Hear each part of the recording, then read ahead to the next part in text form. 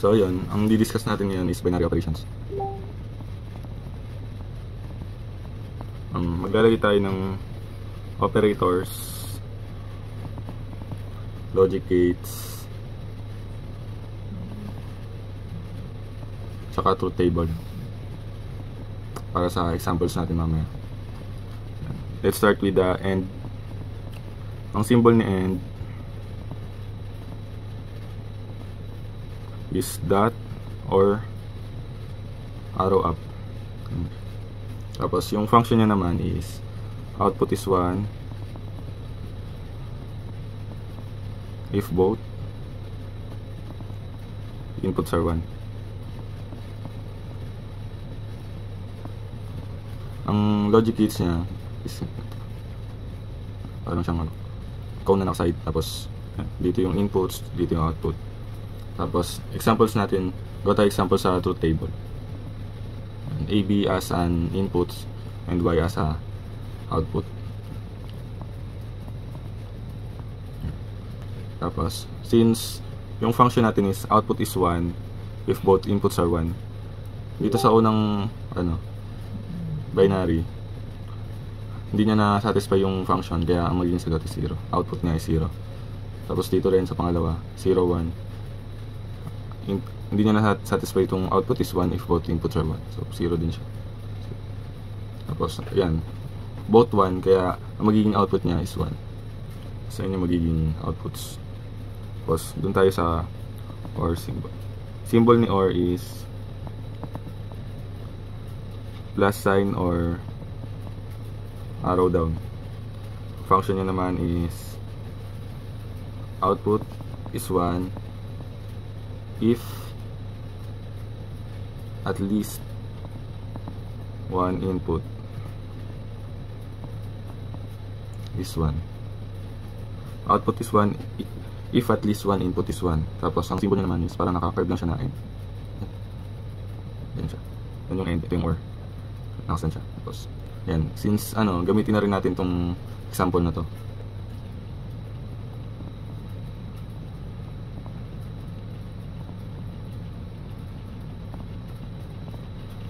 Tapos yun, function niya output is 1 if at least one input is 1. Since dito 0, 0, hindi niya satisfy yung function, kaya magiging output is 0. Dito naman 0, 1, at least 1 siya, kaya magiging output is 1. Dito naman sa susunod, yung A natin 1, so 1 din siya. Dito rin sa dulo, pareha siyang 1. Sabi naman dito at least 1, kaya 1 din siya. Tapos dito naman tayo sa NOT. Symbol ni NOT is yung parang siya baba sa taas or gantong sign, or parang ganito siya. Tapos ang function niya opposite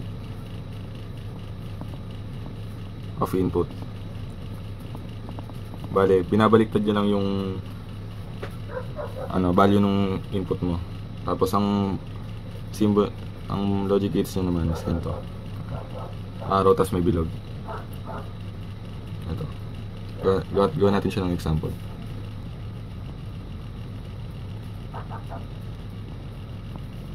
Tapos pag ignore natin siya, itong sign yung i-invert lang natin tong mga value dito. Since 0 to, gagawin natin siyang 1 dito. Itong 0 gagawin 1. Yung 1 gagawin natin siyang 0. Invert lang. Same lang dito sa value ni B. 1, 0, 1, 0. Dito naman tayo sa XOR. Symbol niya naman plus sign tapos may bilog, or ganito, arrow down tapos may parang guhit sa ilalim. Function niya output is 1 if both inputs are different.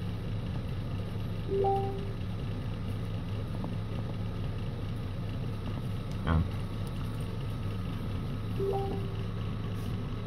Output is 1 if both inputs are different. Tapos, ang symbol niya naman is ganito. Parang or siya, tapos may guhit na ganyan. Then, gawa natin siya ng example. A, B, sa output. 0, 0, 1, 1. 0, 1, 0. Since yung function niya, output is 1 if both inputs are different. Dito, 0, 0. So, ang output niya is 0. 0, 1. Yun, nasatisfy yung function na output is 1 if both inputs are different. So, ang sagot niya 1. 1 din dito. Tapos, ito, 0. Let's move on to XNOR. Symbol naman ni XNOR,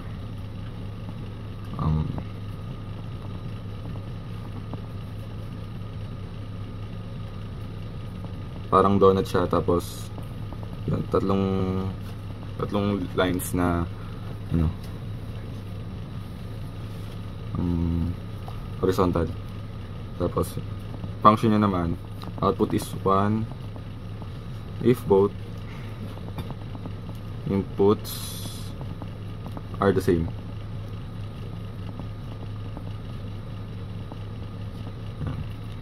Symbol niya ganito. Parang X siya na may parang X or siya na may ano sa dulo. May bilog lang sa dulo. Tapos yun, check natin siya ng truth table. 0, 0, 1, 1, 0, 1, 0. Output is 1 if both inputs are the same. Since ito, nasatisfy niya yung input na ito, 0, 0. Magiging value ng output is 1. Ito, magkaiba siya. So, ang value na 0. Dito din, 1, 1. Output niya is 1. Tapos, so, ayun. Punta naman tayo sa truth table. Into Boolean expression. Tapos, bigay tayo ng example na truth table. A as an input, B input, Y as an output. Sa values niya.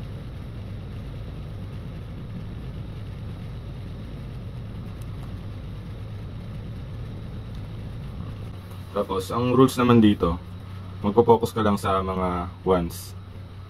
Focus ka lang sa mga ones. Tapos, doon mo na mahanap yung boolean niya, kung paano siya mag-ano. Disregard mo na itong mga 0 dito.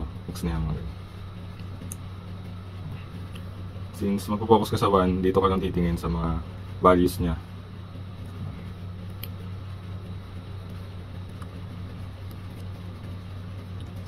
Start tayo. Itong unang 1 na nakita mo, since A is 0, ang magiging ano niya, Boolean expression is not A.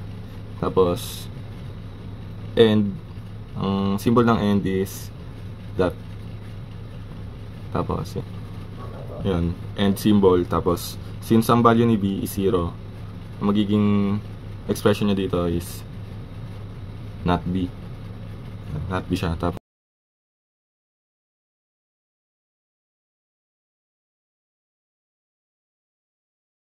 dito naman sa sunod na one na nakita mo, magpo-focus ka lang dito. 0, 1. Value ni A is 0, so magiging ano is not A. Ang magiging expression niya is not A. Tapos and ang value naman ni B is 1, so magiging expression niya is B lang. Dito naman sa dulo, since ang value ni A is 1, A lang siya. And value ni B is 1, so B lang siya. Ayun, pagsasama-samahin natin siya ng lahat to, tapos separate natin siya gamit ang OR symbol. Not A and not B, parenthesis. Symbol naman ng OR is plus sign. So yun, not A and B, or A and B. Tapos ayan, yung tapos ito na yung Boolean expression niya dito sa truth table na to. tuloy na natin, tapos diretso natin siya sa logical circuit. Logical circuits.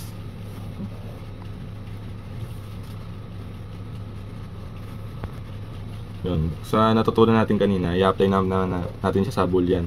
Boolean to logical circuits. Since ito yung ginamit natin, copyin lang natin para gamit. B class A. Yan. Since tatlo yung ano natin, end symbol, gagawa tayo ng tatlong end symbol dito. Yan. Tapos yung output naman, ay inputs naman, lalagyan natin siya dito para i-connect. Ayan, ganyan siya. Magulo lang pero ganyan. Tapos lagay natin, since nakalagay dito sa expression niya not A, maglalagay tayo ng not symbol papunta sa end. Not B, so not symbol papunta sa unang end. Tapos dito naman tayo sa pangalawa, which is ito. Not A siya, kaya ganito gagawin natin sa not symbol. Tapos since B lang to, straight siya papunta sa end. Straight line lang siya papunta sa end. Tapos dito naman A and B lang, so diretso lang siya sa end. Tapos since may OR symbol tayo na nagse-separate sa kanya, maglalagay tayo ng OR symbol dito. Yan, yung sign ng OR symbol natin parang may slope lang siya na ano. And, tapos diretso tayo sa kanya.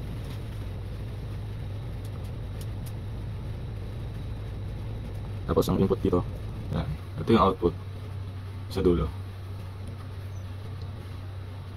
Tapos mamaya i-implement naman natin siya sa Logisim para ma-check kung tama ba yung output niya dito. Makita rin natin kung paano gumamit ng Logisim. Tuturuan ko kayo step by step. Oo, nagsabi siya. Edit check. Start tayo. Since gagamit tayo ng gate,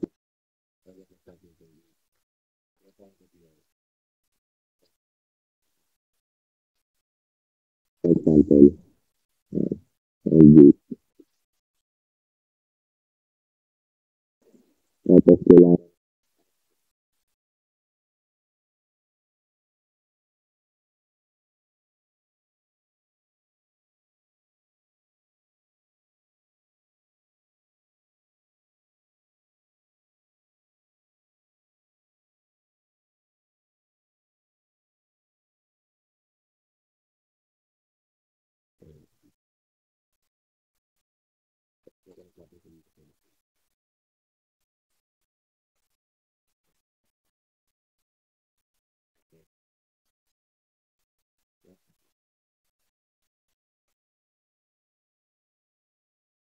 ano natin.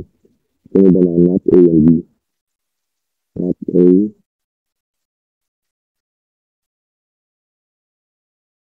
Since B lang naman siya, direct na natin sa L gate. L gate. Tapos,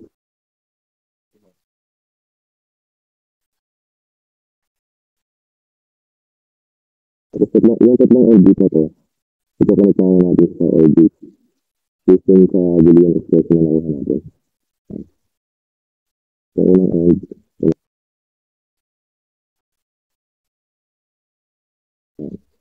yung nasa gitna, yung nasa dulo.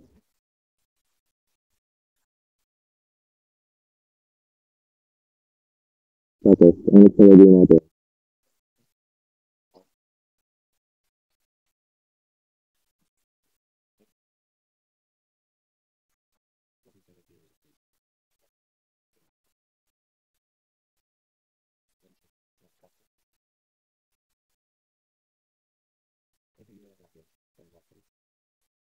tayo dito sa dito. Nagamit tayo. Wala ko.